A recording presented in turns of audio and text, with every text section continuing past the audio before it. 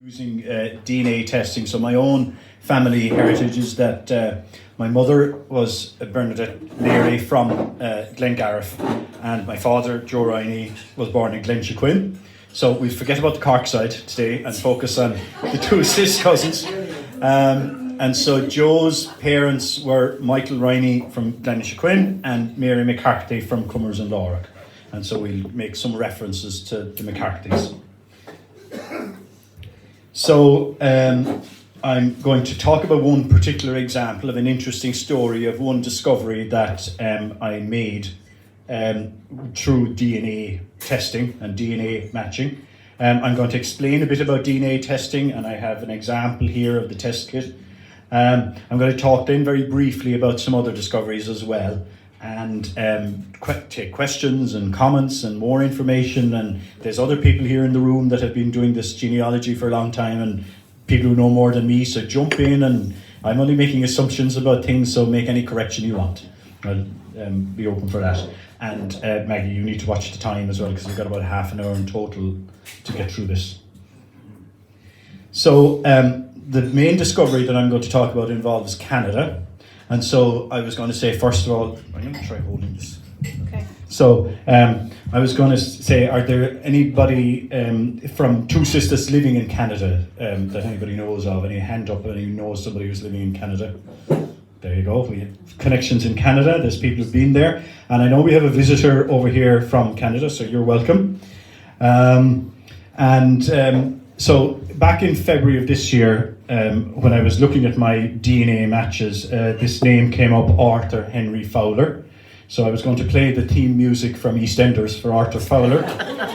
But he was a new match for me, and so I was thinking, right, let's see who this is now. And I looked at his family tree, and it showed that he was from Ontario in Canada. And among his tree, he had various different names, but there was a McCarthy in there. So his great-grandmother was Minnie McCarthy.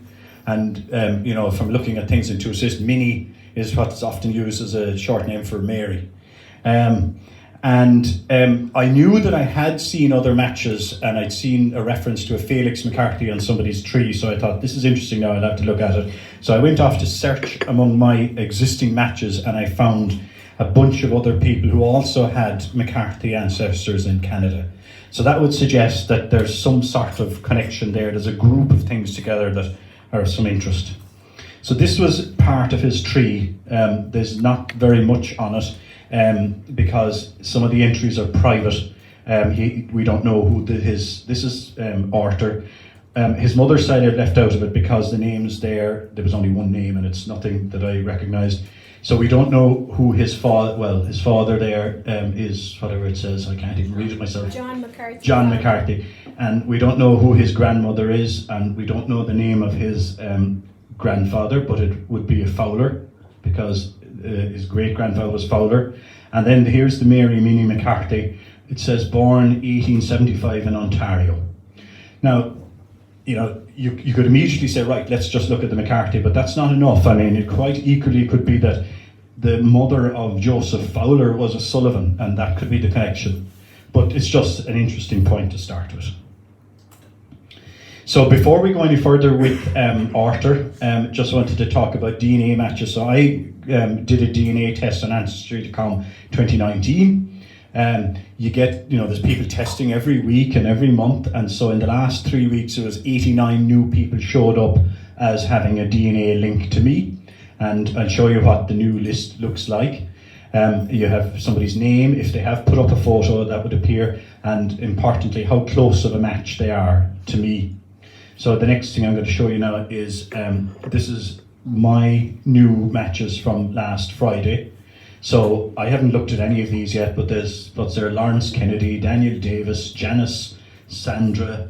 There's no names that I would recognise there anyway, but they're all somehow connected to me. And Ancestry.com has them all marked as unassigned, so it's not able to work out if they're connected on my mother's side or my father's side, but there'd be some of each there, I'd imagine.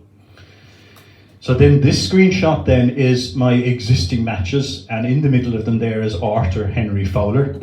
So I don't know who Mary Dowley McMahon is or any of the other people on there, but it does say actually there that Ancestry know from just comparing things that he is connected to me on my father's side, so that's useful information. And it says that he has a tree, and it says it is unlinked. So actually the person at the start, at the bottom of the tree that we were looking at, might be Arthur or it might not. But that's what they look like anyway when you're looking at matches. So then talking about how it all works, so it's called genetic genealogy, which is using DNA testing to find relatives. So you submit a DNA sample and the company will test it, and there's various companies. They compare the results with everybody else that has tested with that company, and if you share DNA, that's a match. And I have 34,000 matches, so lots to be looking at. The most useful information is the strength of the match, and if I just go back, if I can easily, this figure here, Arthur there, 35 centimorgans, and it's 1% shared DNA. But the strength, my father, Joe, I got Joe to test, and he's got 3,400 centimorgans. I have a first cousin at 800. Second cousins would average, it says according to the statistics, 212. Third cousin average 55 centimorgans. And there's a 10% chance that you might have no match at all with a third cousin. Then they keep going down. Fourth to sixth cousins could be down to 20 centimorgans, and they go all the way down to 8. That's the minimum. And my own kind of guess is that if you have an 8 centimorgan match, there could be many reasons. It could be somebody reasonably closely connected that they just don't share through randomness a lot of DNA, or it could be that they're a distant match, and my guess is maybe going back to 1760, that the common ancestor of that person and me would go back to 1750, let's say. So Arthur is 35, and it said he's probably a fourth to sixth cousin. So this is just to show a third cousin. So here's a common ancestor, then they have 2 children, so these are siblings, first cousins, second cousins, third cousins, and fourth, fifth, whatever. So that's just to give a feeling for how far away it is. So just how about going to do a DNA test is you have to go onto the company website, whichever company you're testing with, buy the kit. It costs maybe €90, maybe 80, and then they have sales as well, like at St. Patrick's Day and times like that. You get your box like this in the post. It contains a little tube. I'm just going to show you. So this here is the tube. It's got a little funnel at the top, and it needs just like a spoonful of saliva. That's what goes into that. And then there's a chemical there to mix in with it. Just close it up and post it back, and that's doing the test. Then about 8 weeks later, usually is by the time they've done the analysis and they put the results up on the website, and then you can log into the website and see the results, and I'll show you what they look like. And you can set it so that it's only you that can see it, or you can set it so that other people who are matched to you can see it. And that's what I did. I said I want other people to see that they're matched to me, because that's the best way to learn about how they're connected, is if you can see everyone who's matched.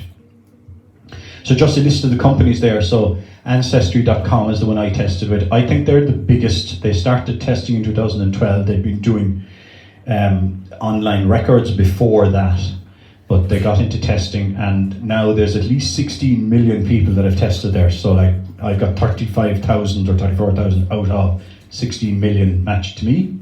They have labs in the UK and the USA. Then some other companies there, 23andMe, MyHeritage, Family Tree DNA, Living DNA, and lots of others. I was going to ask, does anyone know, are there companies in Ireland that do the testing? I haven't seen any, no? And that would mean then that, there isn't a lab probably in Ireland either. I know Ancestry have a lab in the UK, so if you were sending back a kit, you'd be sending it back to the UK probably for testing. A little bit of science, so what they do in terms of testing. So everybody has 23 pair of chromosomes, and they come from your parents. And so the autosomal chromosomes come from both your mother and your father, and I'm not a scientist, so I can't give you any more than that. But that's the most common test, is that they look at your autosomal DNA, and that's what Ancestry do. And that can go back to maybe 10 generations, so I suppose that would be, I don't know, 7 cousins or 8 cousins or something. And it is described as very accurate for doing comparisons and finding matches. So occasionally I've encountered people who've said, I don't think I'm connected to Kerry, I'm not related to you, there's something wrong with that. But I wouldn't say there is, it's more likely they just don't know how they're connected to Kerry. Another type of test then is Y-DNA. So this is the DNA that's inherited or sent from father to son only. So only men can do this test. But the categorization of this is haplogroups. And so scientists have analyzed this, and they can test migration going back thousands and thousands of years. So my haplogroup is, I did it with the Family Tree DNA company, and it's RM269, and most of people in Ireland, I think, have haplogroup of RM269. But some people have looked at this in more detail, and it's broken out into many different subcategories. I just mentioned there the O'Neill clan, because Trinity College did do a study with haplogroups, and they particularly focused, I think, on the O'Neills of Donegal, and they were able to analyse or step back through the Y-DNA and said that the common ancestor was somebody who lived in the year, I think, about 1000, and so they said it was probably Niall of the Nine Hostages, just because that's the only one we know that lived back then. But anyway, yes, almost all of Ireland and Scotland, but I'm just doing a very simplistic definition of it. And the third type of DNA then is mitochondrial DNA. So this is passed from a mother to all of her children, but that means that it stops at a son, and so the daughter will then pass it on to her children. And so you can use that to, again, establish maternal migration patterns.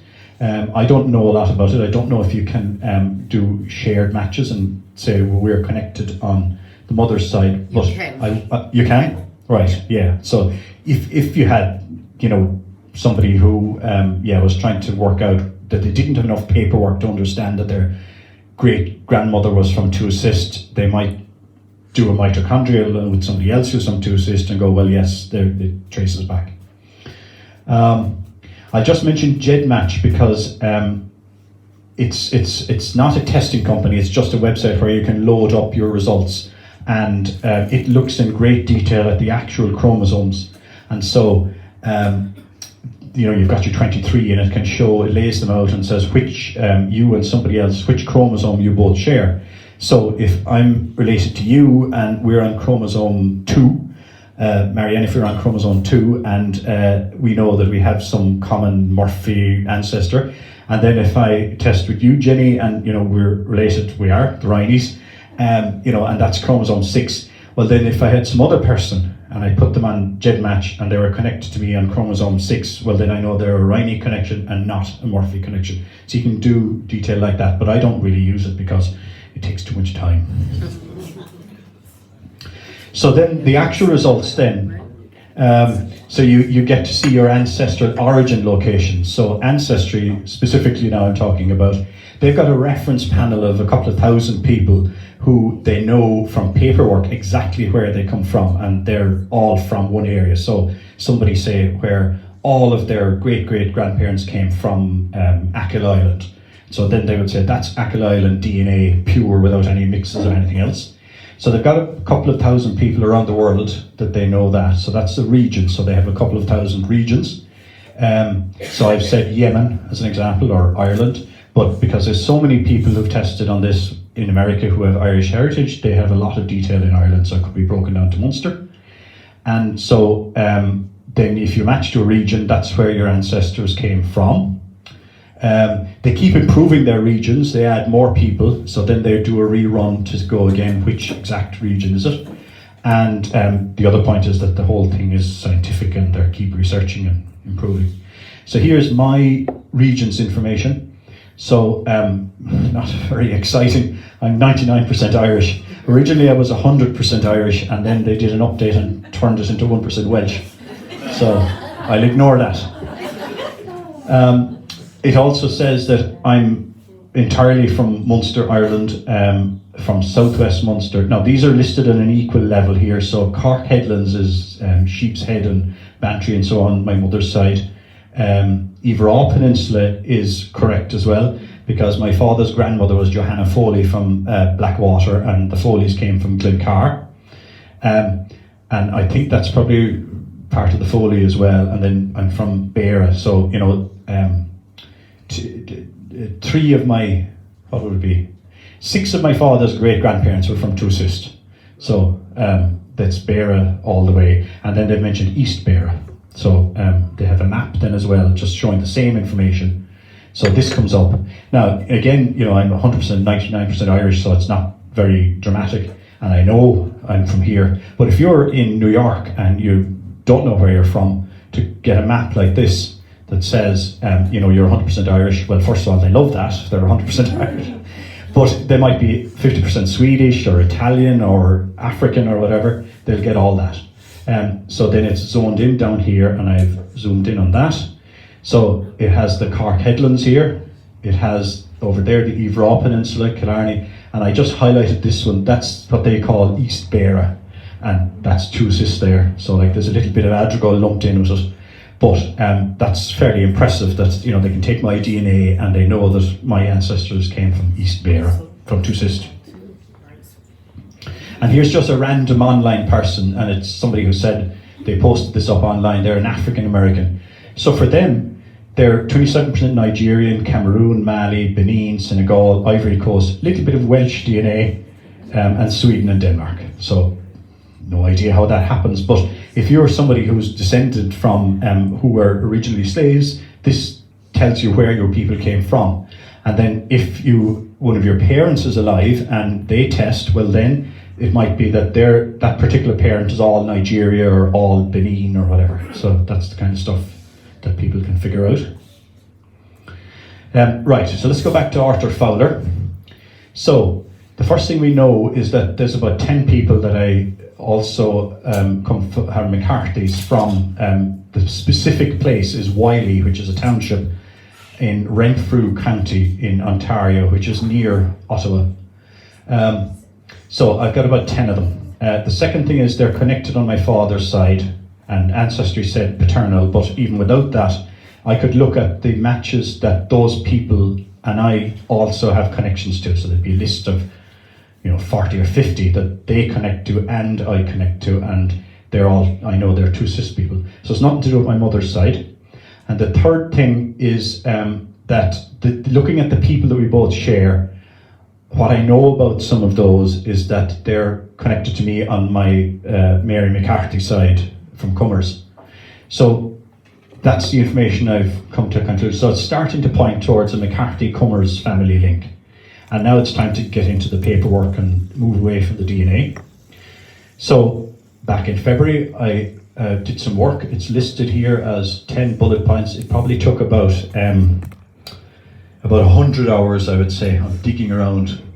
So I went into those 10 matches and I looked at their family trees and I wrote it all down. There were mistakes in there because Ancestry looks at the records and it gives you hints, and if you're kind of click, click, click happy, you click on a hint and go yes. But like, say you know that your ancestor was Minnie McCarthy 1875, but if a hint comes up, it might be her, or you know, you want to be careful that it's not somebody else. So some of these people had, well, they particularly had a Jeremiah McCarthy, but some of them had like Jeremiah from Cork who lived in Canada, and oh, that's him. But first of all, it couldn't be, because I know through DNA that their McCarthy ancestor came from Tuosist. And secondly, when I looked at all the records, this man from Cork lived in Newfoundland, and then his descendants lived near Toronto, and that's got nothing to do with Renfrew County in Ontario. So then I started looking at Ontario's census records. So the Canadian census is recorded from 1860 every 10 years on. Looked at the birth and death records. So the sort of difficult thing was that there were two different Felix McCarthys, yes, married to Catherine McCarthy in the area. So trying to distill all that out and group things together. So I ended up with a tree of 1,000 people descended from the McCarthys of Wiley, including people living today. And one of the reasons for trying to include people living today is so that I could find, maybe increase my 10 matches and go with those surnames that are in the tree, look among my matches and see are any of them there as well. So I found one or two that way. So anyway, they're all descended from a man called Jeremiah McCarthy and a wife called Margaret Healy. So, you know, we know what we're talking about. Tuosist people recognize these names. They were described in records as being from County Kerry, Ireland. Some of the census questions said, when did you immigrate? So under Margaret Healy, it said she immigrated in 1844, so that's before the famine. They lived in the USA first, and they had 3 children born there and then went to Canada. Just to mention this thing, that they had a close McCarthy relative. I could spend another hour talking about that. It's the second Felix and Catherine McCarthy. That relative has a document that shows that they were from Kenmare. So, you know, this is more evidence. The children's names are Florence, Catherine, Felix, Sylvester, and Marianne. So that's enough now. We know they're from Tuosist. So Jeremiah, we don't have much detail on him, but let's say that, you know, like most everybody else in Tuosist, he immigrated when he grew up. He was 18, 19, 20. And if he immigrated in 1844, I suppose he was born about 1824.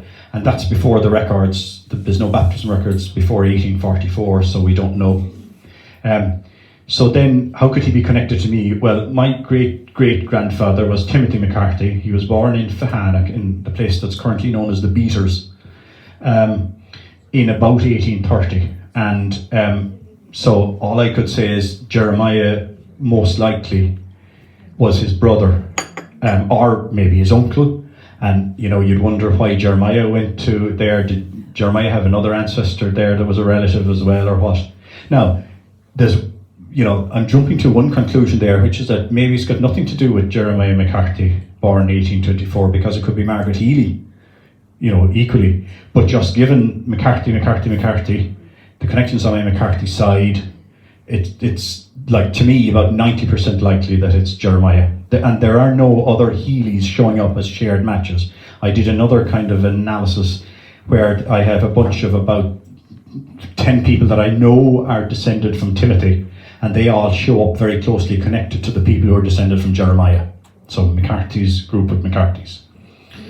So that's the conclusion. So this is just some of the evidence that I saw. So this is a death cert for Florence McCarthy in Ontario, widowed. He died in, I don't know, it's down the bottom screen, he died in 1926. His father was Jerry McCarthy from County Kerry. That's where I found the County Kerry, but like, we know that, you know, that it's Kerry. The mother's name is Maggie Kiley, but I just think every other record I found for Margaret was Maggie and was Healy. Sometimes it was written as Haley, and that's because of the accent. Somebody said Maggie Haley. And she's also from County Kerry, so that's kind of as near as I could get in documentation. And by the way, this man who died was born in Boston. Lowell is a suburb of Boston. It says he was born in 1851, I think is what that says. There's research to be done, births in Boston, but it could have been late 1840s as well. We'll talk more about the family later. What's his job, Mike? Retired? He was a retired railway engineer, I think is what that is. We can talk about the family a little bit later, but yeah, they were farming, but that area of Ontario was where the railway was being extended out west, and a lot of them worked on the railways, so I think that's what he was. He was in Webwood, I don't know if it says that here, so he had actually moved from Wiley to further west to Webwood, and that's where his family were reared. And then the other record I have is this one here. So this is, I guess it's Francis Florence McCarthy, and this is his death cert in Ontario in, this is 1938, I think he died. Now he's not a descendant of Jeremiah and Margaret, he's a descendant of the other McCarthy family that I could spend ages talking about. But his McCarthys are from Kenmare, County Kerry. So that's what the documentation says.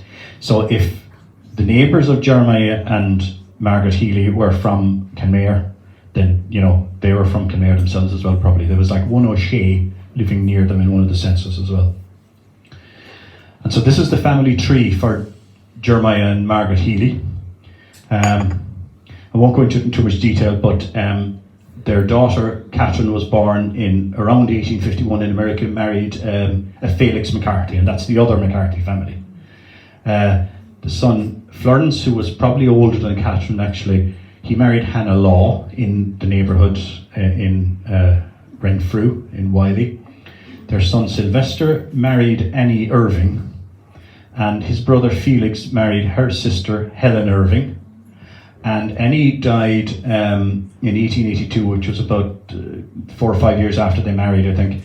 So Sylvester remarried to Selina Primo. So Primo, Primeau, is French-Canadian, and so there were lots of French-Canadian names as, you know, the years went on. The youngest daughter, so Mary Ann, married Richard Mahoney. I don't know much about him actually, or them. And then just to put it in context, there's a map of North America. So the red area is Ontario, there's Quebec. So Montreal is in Quebec, Ottawa is on the border, but it's actually in Ontario. Here's New York, and there's Boston. Now, we do think that the Jeremiah and Margaret actually went to Virginia, which I'm not sure where that is, somewhere there. Because their son Felix is further down. Yeah, you'd know. Our resident geographic Florida and New Jersey would know. So somewhere down there, and their son Felix was born there, and then they moved to the Ottawa Valley area. So just near the red line there was where they lived, and then there's Toronto. So when I went through the whole 1,000 family tree, what was interesting to me in comparison to Tuosist is that all of their descendants of Jeremiah and Margaret seem to live in that area. They moved around a bit, but you know, they didn't. There's like maybe 5 of them that are living in Florida, one family living in Michigan, and the rest are all in this area. Any questions? So this is the 10 DNA matches and 500 others that I found in the tree. They're mostly fourth cousins to me, so looking to the diagram, they'd be one step down, and they were discovered by DNA, so that's the topic. And I just mentioned here, yeah, there was like the Duquette family, for instance, were descendants of Jeremiah and Margaret.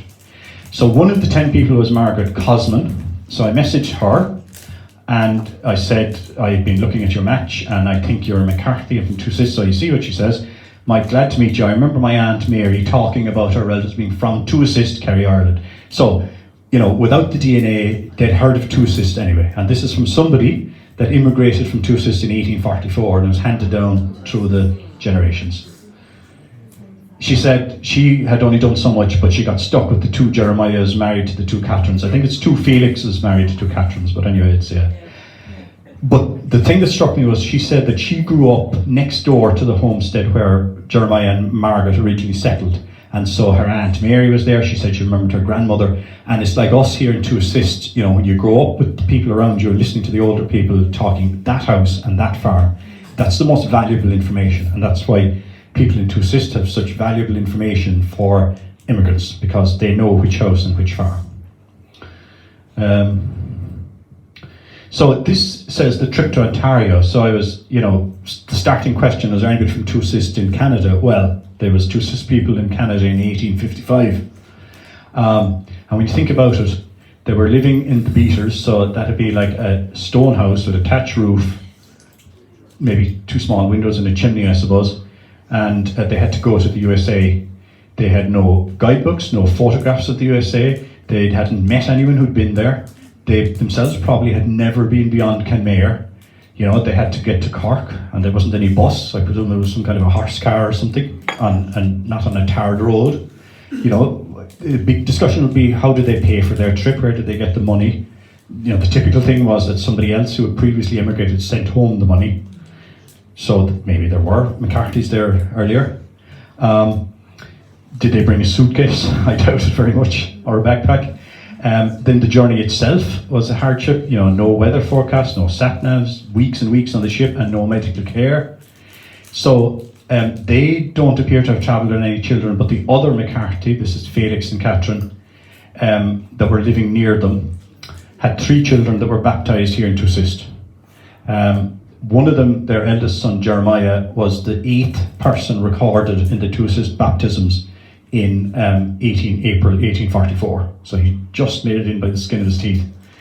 And then 2 more, so they were baptised Creeveen, and then the next 2 were in Lochonacree. So, you know, there's big McCarthy's around there back beyond the bar, so if we spend more time, we could find out if Fexie or any of them were related to that family. You know, they were leaving on their journey and they were never coming back. So it was like a wake, and we all have heard the stories of the American wakes. And they spoke Irish. It's mentioned in some of the records that their native language was Irish, but when they got there, they had to speak English and French, some of them. There was a Florence McCarthy who was the enumerator for the census for some of the years. They had a new climate and new conditions. So I was saying, you know, maybe you wouldn't bother going if you heard all that. But they had to go, didn't they? Because of the conditions that were around here, there was no opportunities. You know, I had a look at the beater's place yesterday, and it's a small farm, and you know, there's not very much flat grassy land. So you know, you think of like how they were driven to go on that difficult journey, and some, of course, you know, we don't know anything about them because they died on the journey and they're forgotten. And then I wrote down, like, I looked it up. You could go up to Dublin tonight, fly to Toronto tomorrow morning, you'd be there 7 hours later, and then you could video call back home to see if it's still raining. And it probably is. So, I mentioned earlier that we had a visitor from Canada, so can you stand up and tell us your name? My name is Emerson John McCarthy. So come up and talk to us. So, as you've probably guessed, Emerson John is a descendant of Jeremiah and Margaret.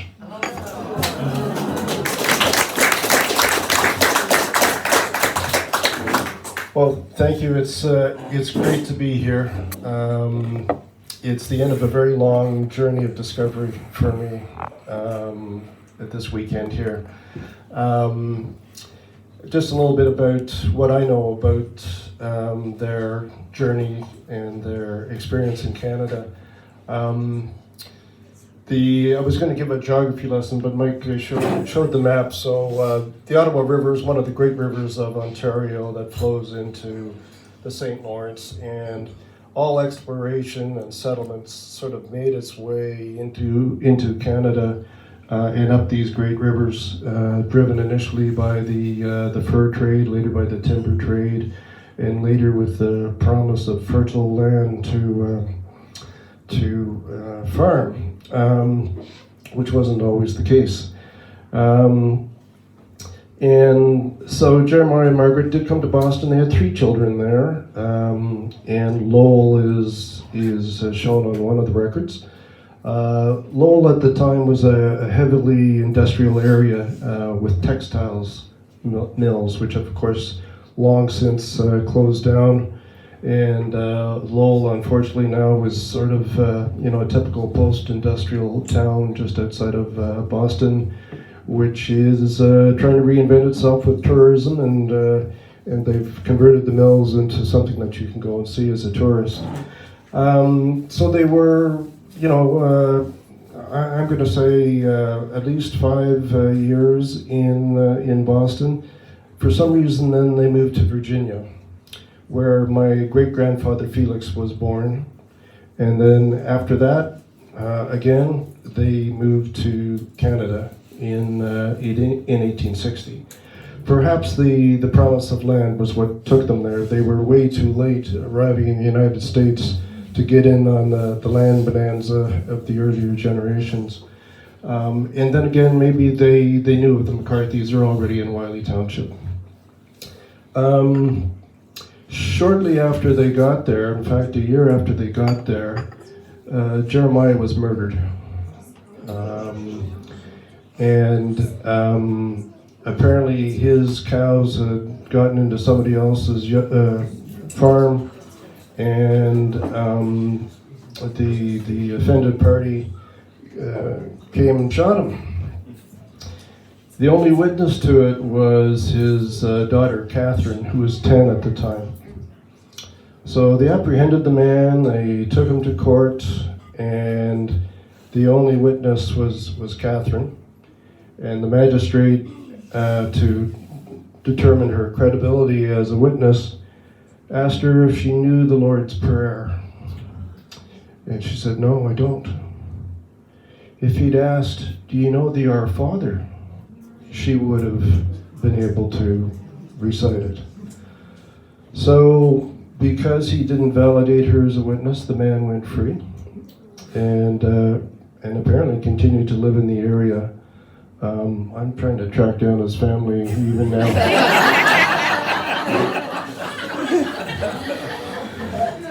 So, the census of 1860, published in 1861, records that the year before Jeremiah was murdered. And poor Margaret is farming 27 acres. She has 5 children aged 1 to 14. And somehow she made it through those first few winters, perhaps with the help of other McCarthys. And she was able to remarry a couple of years later, a man by the name of John Byrne, and she had a couple more children with him. So, Mike gave the geography picture, but he didn't give the weather picture. So, a big part of their experience moving there was the cold and the snow. I live in Ottawa, halfway up that Ottawa River Valley. They were another couple 150 miles up the river, so colder still.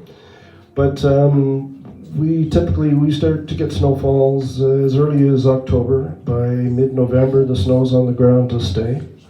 We get very large dumps of snow. I have a small driveway in a suburban house in Ottawa, and by the end of this snow season, the snow is up over my head, the snowbanks, and I'm 6'4", so. No, you're not. I'm not. Anyway, the point is the snowbanks are very high.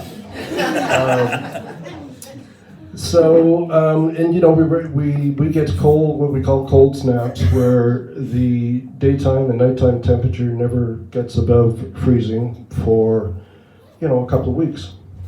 Now that's hardship enough in this day and age, but I can't imagine what it was like to arrive by train, and for your parcel of land, and the parcel of the title to the land was contingent on you building a dwelling and farming a certain number of acres within a prescribed period of time, or else the title didn't vest. So they were made of incredibly strong stuff. So my immediate grandfather was also a Jeremiah, and his bride was Ida Anna Page. So they're an example of what was quite common, which was mixed marriage between Irish people and French people. Because they both, there wasn't any Ontario or Quebec at that time. Canada didn't become a country till 1867. So people settled on both sides of the river without really any notion of what it would become. Ida Page, my seventh great grandfather on the Page side was among the very earliest settlers who came to New France in 1634. And there, they gradually they originally settled just outside Quebec City, and then they gradually moved towards Montreal, and then up the Ottawa River, and finally Anna Page found herself up in the Wiley Township and married Jeremiah. they had 14 children. My father was one of 14 children. Remarkably, inexplicably, Ida lived to 100 years old. In general, the McCarthy men, my 7 uncles, I see you, Maggie, checking her watch, so I'll wrap this up. The McCarthy uncles didn't fare as well. Stomach cancer was a big problem in the family for the men. They almost all gave up the farms that they had there because they were marginal, or they continued to farm them to feed their families, but almost all of them found jobs on the railroad. So I don't know, some combination of working in an industrial environment, of the drink, of undiagnosed celiac disease. Who knows what the contributions, contributing factors were, but a lot of them had stomach cancer. So one of the reasons I gave up the drink 8 years ago. So I'll close it there. I'd be happy to answer any of your questions, or come and buttonhole me later if you want to know more. So thanks for this opportunity to talk to you. Thanks, John. So when he heard the H and the theme, that's when he wanted to be here, and he booked his trip 2 months ago to come and join with us, and you're very welcome as a Tuosist person.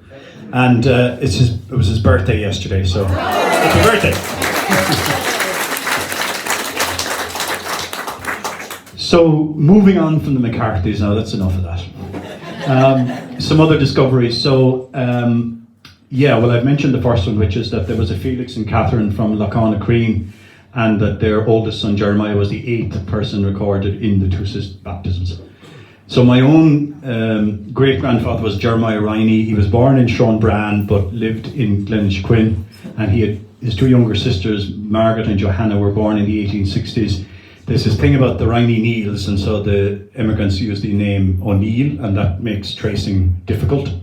So we didn't know, at least when I asked my father, my uncles, what became of them, we didn't know.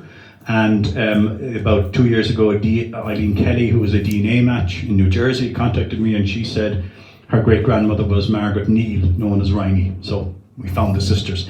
So that was a hair on the back of the neck kind of moment, going, yeah, there's a discovery. I did some looking up for the Foley side, the Blackwater side, and I knew that the children were baptised to Julia Gallivan. I told my father there about 3 years ago, and he said, oh yeah, I heard that. There was Gallavans from Riney Greer. He said, my father said that. So it'd be Michael Riney. And then I found Gallivan descendants among my matches, so that confirms that. And confirms it for them as well. I was then messaging them and saying, you know that you're from Riney Greer, and there are other Gallavans around the area, but this is the one for us. So of the McCarthys and Cummers, there was a Mary McCarthy born to Timothy, so born about 1860. And she married the Sullivan Flormorts, and again my father was talking about her there in the last couple of years. And the Flormorts were living in what was Power's house, the long, low house beside the road. And so I knew that, and got help from a friend, Lynn Zabak, who was doing a lot of research as well. But then Kristen Hatley made contact and did a DNA test, and she's a descendant from them. About 1980, my father had a car crash, some of you might know, and Danny Gallivan was up helping him to dig the potatoes. And I remember listening to them talking, and Danny said, how are we related now? And neither of them knew. But the records, I suppose I would say, showed that we were related. After digging into the nations, I found Mary McCarthy. She'd be a sister of Timothy, so she'd actually be a sister of Jeremiah as well. And lo and behold, there's Gallavans among my DNA matches as well. Brian is one of my matches. Now, the story about the funeral. So Dad was saying, well, I know they were related to the Gallavans, because when that Gallivan woman died, he wasn't being very specific. He said his uncle John McCarthy of Cummers and John's father went to the funeral, And the reason he knew that they went to the funeral is because there was the horse bolted, the McCarthy horse, and did damage down the road to, I don't know, every other horse car. So it was a memorable visit to the funeral, and what were the McCarthy succumbers going to a Gallivan Durley funeral for if they weren't related? Certainly in contingent with a horse and a cart. Oh yes, so I had another DNA match, a woman named Kathleen Robertson, and she said, oh well, I was in Ireland in about 1980. She was a young woman working for the United Nations, and she knew she had ancestors from Ireland. She was in Dublin, she got the train to Kerry. She said it's from some place named like Armpit in Kerry. And when she went out of the train station, she got a taxi, and between herself and the taxi driver, they worked out that it was just Tuosist. And there was somebody else in the taxi with them, so they were talking about it as they were going over Moss Gap, and the other person said, she said, she knew her grandmother was Gallivan, and Honora Gallivan had born about 1890, and she died young, which is why, they didn't know too much about the place. So the other fellow in the taxi said, oh, I know those Gallivans. So the taxi driver just carried on through Kinmare out to Durluhy and into the door. There's another Canadian connection, so I found a Tuosist family that immigrated to Montreal, but I put that in the newsletter. And then Tom Jones, Lord have mercy on him, from Smith's Bar, used to always say that the Rineys were related to the Jones. And again, I kind of found that through the records actually, but again, the DNA showed up some descendants that were matches and confirmed that. Alright, so the main discovery is that, looking out here, half of you at least are my cousins. Every second family, I remember first, there's Kitty, my cousin, the Jack Nells, every second family, the Rineys of course, Kathleen Sheehan, and plenty others. And how would you explain this? Well, one example is it's the intermarrying, the people stayed in Tuosist and married people in Tuosist, and so this Riney woman was born about 1806. I think Kathleen, your brother, has good details on her. Oh, is that you? There you are, John, or Pat. Sorry. And she has lots of living descendants around, the Millionaires, the Danleys of Gran, so you're another cousin. And many of them show up as DNA descendants. And I would speculate that she might have been an aunt of my great-great-grandfather, Jack Riney. But all of her local descendants then would be related to me, and if they married and had other, Healy's or other families, they'd be related. And so the word for that is endogamy. I've never actually heard anybody else pronounce it. I presume that's the pronunciation. And it's common across the world. And here, you're bounded by the waters, so of course people are going to find their partners in this local area. The example that I often see online is people in Tennessee, the early settlers, they all married each other because they were in the mountains. And so, working through Tuosist and the connections is more of a web than a family tree. So I just wanted to talk, wrapping it up, about information. So DNA, you need the documents and records as well. So how can you people help? So, record and save every piece of information you have, or if you're a younger person, help the elderly people to write it down.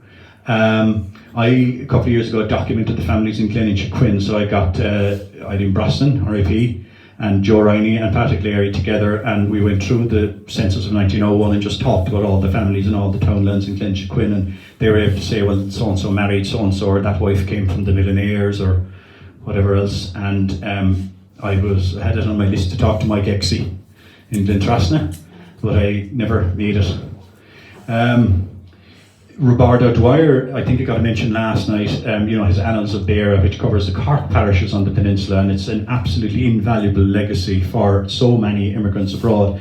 They can quote, they know a certain amount, and then they can look up that and find more details. And it is, like any source of data, you've got to be skeptical about it, but in general, it's a very accurate set of records. There isn't anything like that for Tuosist. So I suppose the next best thing is large family trees. I think, Patty, you've got your family large tree. I don't know, is John Cark's here today, but he has a big tree of his Sullivan glasses and all of them. And I just do want to mention Lynn Zabak in New Jersey. She's descended from the Lynches. She's related to Lynches in Gleninchaquin, but actually descended from an earlier generation. They were back by our group. But she is retired, and she's been building massive trees, trying to kind of connect people together. Last night the Sullivans got a mention with a kind of a, good God, what do you do if you're in America and you're descended from a Sullivan? And it is a hard problem. So Lynn and myself were talking about it, and we were trying to make a list of all the Sullivan families from the census in 1901 or 1911, and then see who's today living in the area that's connected to each family. And so then if somebody shows up and says, I'm a Sullivan, well, which the local people, if the local people tested, well then you'd have a match to one of them, and that'd help. So Lynn asked me to mention as well, because she's retired, she loves doing this stuff, and if anybody wanted help creating a tree, I could put you in touch with Lynn. She's very good at researching people in the States and looking up records there and finding current day people. So collaboration, which as I've just been talking about, is my theme. You share, my tree is over there, the Rineys, it's grand, but like, if I'm trying to find how I'm connected to some other, like Arthur Fowler or somebody else, I need to see his tree as well. So you have to kind of share information. And sharing the DNA matches themselves is also very helpful, because now that I know more about some of the Sullivan families, if somebody shows me who they're connected to, I would know some of them, and I go, oh yeah, I know which family they're from. And what I'm saying there, the same thing in a different way, is that if your board wrote a book for each family, it wouldn't be as much use as the way it is. What else have I got there? There's lots of people who are interested. We've all been tracing, like Denny Gallivan was in 1980, people are interested in that, and there's, everybody's here today because they're interested in it. And I think, was it last night that we were saying that the people abroad get mixed up or they don't know stuff, and that's true. But on the other hand, they actually know a lot of stuff too, because they're people who left, like Jeremiah and Margaret, who talked about Tuosist. They left a lot of information. So those sisters of my great-grandfather, the lady Eileen Kelly was able to talk about Jack Riney and said, oh, well, my great-grandmother was home in Ireland and to meet her father again, and he was a tall man, he wore a hat, and he had lots of money, and he left them a legacy and stuff like that. That we didn't know at all. He didn't leave it to us. So here's an example of like why you should test and what's the problem. So here's somebody that's a DNA match of mine, John Sullivan. Don't know anything about him. He's got a small link to me, 19 centimorgans, and so it's a distant match. But on his tree, and I think he's in the States, he's got Dennis O'Sullivan 1894 and Mary 1895. So I can forget about the Butterfields. That's not going to be the connections. It's going to be these Sullivans. But how on earth would you know which one? How would he know which one? And I looked at this, and all he knows is that they're from Ireland, so he doesn't know any more than that. So this is it, like, where's he going to go? And where would I even go looking at it? Because, there's so many Sullivans. And so I looked up, there's like 41 Mary Sullivans baptized in Tuosist between 1817, 1880. The baptisms aren't online after that. It's great that the ones before that are, because the civil records, as mentioned last night, started in 1864. So they fill in the gaps, the civil records for the baptisms. But anyway, Sullivan is the most difficult problem there is, followed closely by Shea and McCarthy and Sheehan. But it's all about collaboration. And anytime I've met anybody like Kristen Hatley or John or anybody else, once they discover that they're from Tuosist, they want to visit. And it reminds me of the Ireland Reaching Out programme in 2010 when there was the economic crash, and the message from Board Fáilte or whatever it was find your people abroad and invite them to visit Ireland. Finally, if you are testing, I look at matches and they have no tree, so I can't find out anything about them. So if you're testing, put up a tree, put up some information that people can see. If you're a married woman, use your maiden name, because the married name is going to just confuse everything. If you message people do testing for lots of different reasons. They might only want to know where on the map they're from and nothing else. They don't care about all these matches. So not everybody, only let's say, a fifth of people respond. I have a written sentence here, but it's actually very important. I've said DNA is diluted as it's inherited down. The older the DNA, the easier to find a match. So when I tested first, that was great and exciting. And then I was saying to Lynn Zabak, actually, should I get my father to test? And she said, oh, you absolutely should. And I did. And even the McCarthy's that I discovered, there's 10 people, I simplified that there. There was 3 of them that were DNA connected to me. 7 more were connected to Joe. Well, all 10 were connected to Joe, but only 3 of those 10 were connected to me. So by looking at his matches, it was much more helpful to find the thing. And actually, John and I have no DNA match, even though he has tested. But, proven related by the documents and the final little assumption. So, the other way to think about that is to look at the diagram I had earlier with the third cousins, second, first, so that if Joe Riney is sort of halfway up the line, and then there's somebody on the other side in America who's way down, you can only go so far or you'll lose the DNA. So I would encourage people. So I asked Patty Congreen to do a DNA test, and he did, and that's his tree over there. And there's lots of people that have DNA matches to him.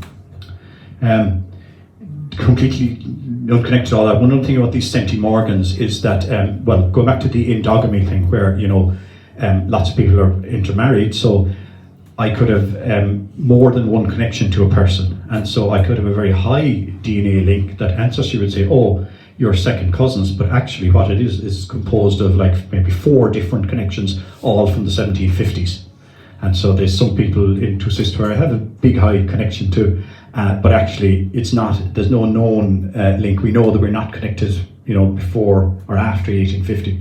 So it's an added up link. And do it now. And I have a couple of kits there that I don't want. I bought them in a sale, and if anybody's interested, you can have them for free. I don't want them. Question? Oh, you'll have one? Very good. Yeah. All right. Grant, yeah. I think that's it. So questions? Oh yes, finally, it's never ending. I've wasted far too much time on it when I should be working. I think it's like a jigsaw puzzle. I have 34,000 matches, I have 34,000 pieces, and that's, it'll never end. Questions? John? I'd just like to put in a plug for getting that DNA testing done. If that hadn't happened and Mike and I hadn't found each other on Ancestry.com as a result, I wouldn't be here with you today. I wouldn't have seen the location that my second great grandparents farmed, all of which meant a great deal to me. So yes, please get it done. There are many people who want to come and meet you and spend money in your country, and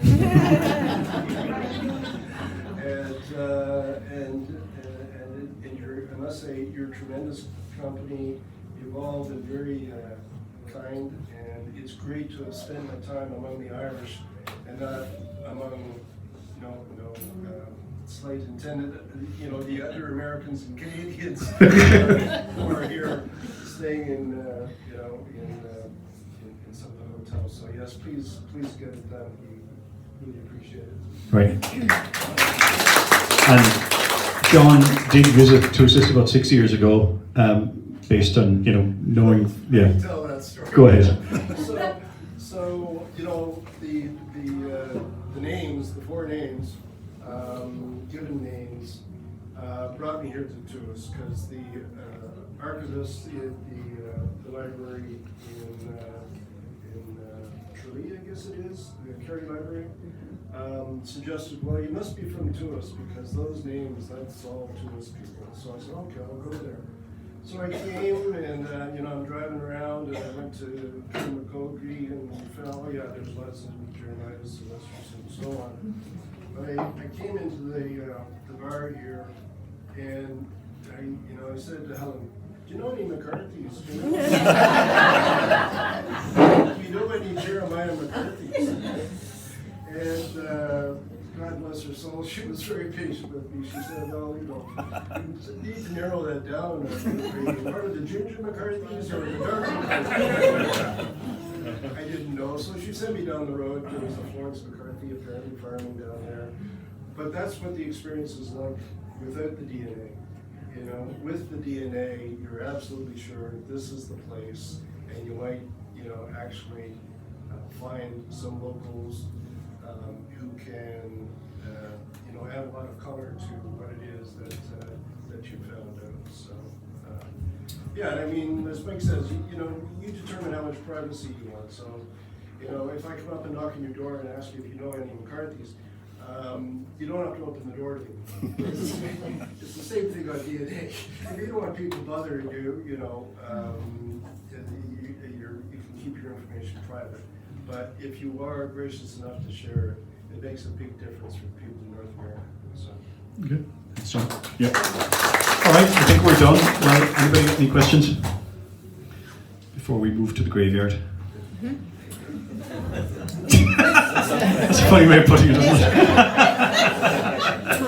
Is it worth mentioning that you can upload your DNA to all the sites? You don't have to do multiple tests? That's true, yeah. I listed a bunch of sites, but you could test on one and then you can upload to other sites as well. For instance, I uploaded mine on MyHeritage and GEDmatch.